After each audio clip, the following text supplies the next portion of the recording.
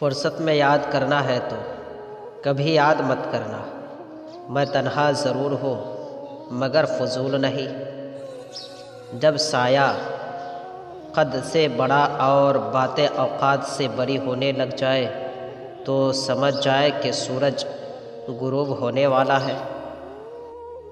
जो शख्स तुमको अच्छा लगे उससे कम मिला करो, और जो शख्स बहुत अच्छा लगे उसे सिर्फ देखा करो।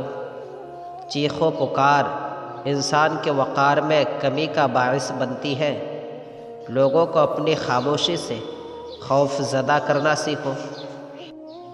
इंसान गैरों से मिली इज़्ज़त और अपनों से मिली ज़िल्लत कभी नहीं भूलता।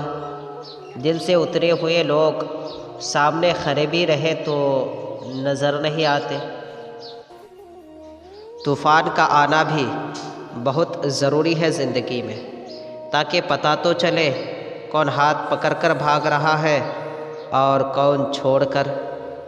कोशिश करो सब कुछ टूट जाए पर वो मान ना टूटे जो किसी बहुत अपने ने खुद से ज़्यादा आप पर किया हो। जिन लोगों ने आपकी कदर नहीं की आप भी उनकी परवाह मत करें। मुस्कुराकर यूँ गुज़र जाए जैसे आप उनको जानते ही नहीं। यकीन रखें नई मंजिल आपकी मुंतज़िर है।